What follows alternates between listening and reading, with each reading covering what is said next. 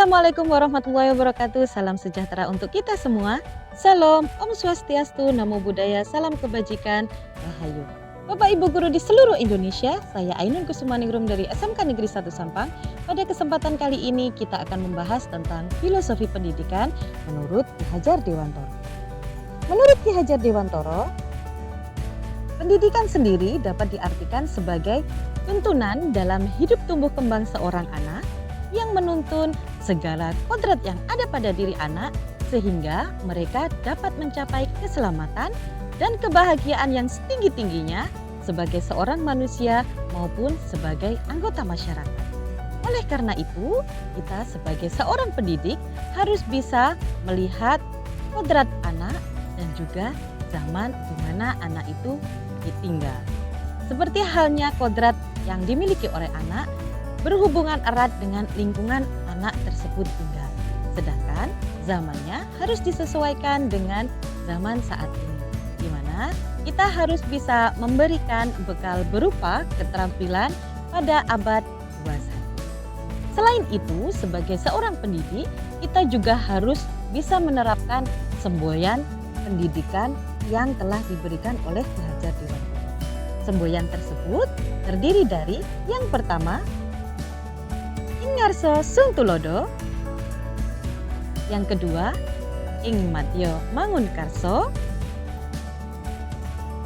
dan yang terakhir yaitu Tuturi Handayani. Dari ketiga semboyan ini memiliki arti yang pertama, kita sebagai seorang guru harus mampu menjadi tauladan dan juga pemimpin dalam pendidikan seorang anak, dan juga bisa menjadi teladan bagi semua guru dan seluruh warga yang ada di sekolah serta masyarakat yang ada di sekitar kita.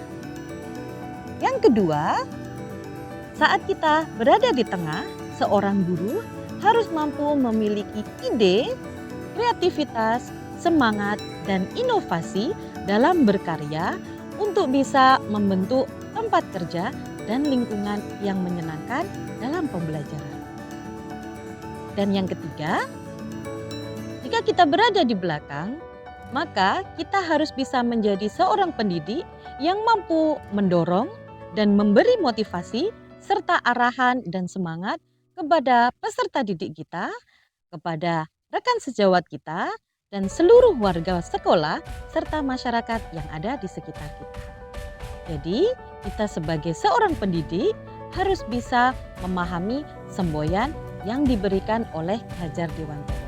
Selain itu, kita sebagai seorang pendidik juga harus mampu menjadikan sekolah sebagai taman siswa, seperti nama sekolah yang sudah didirikan oleh Ki Hajar Dewantoro.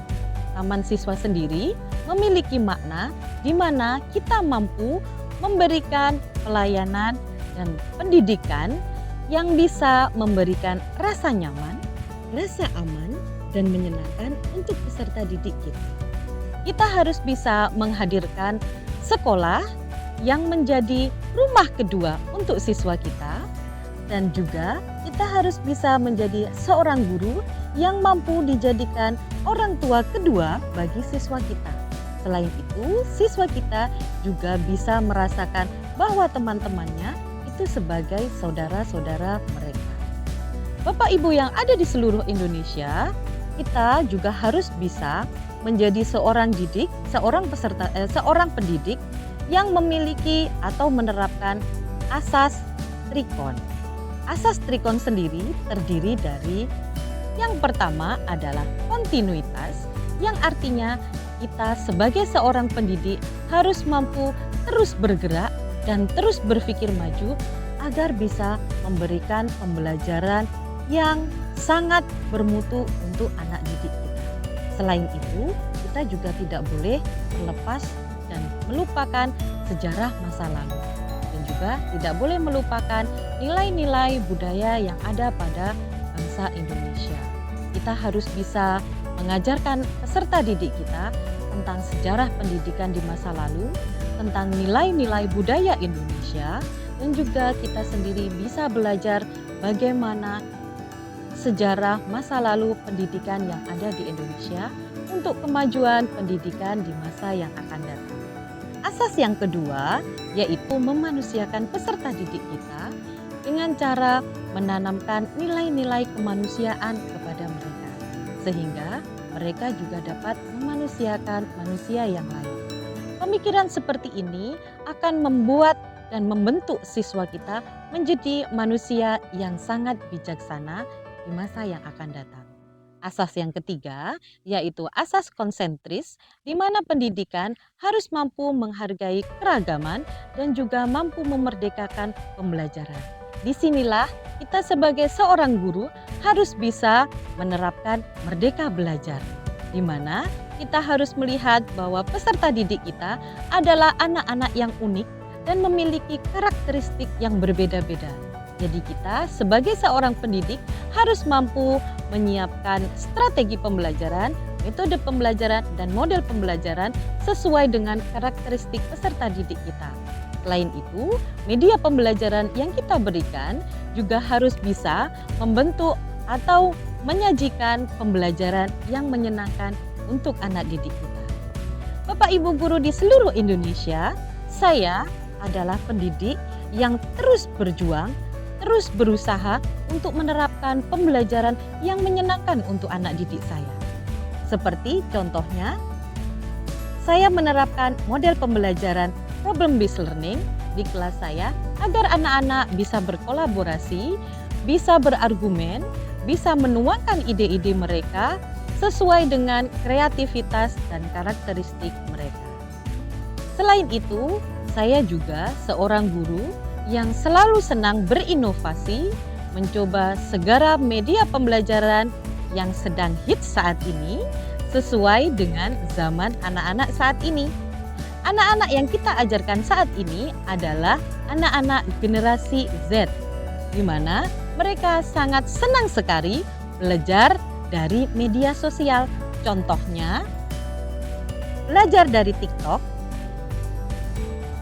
belajar dari Instagram, dan belajar dari YouTube.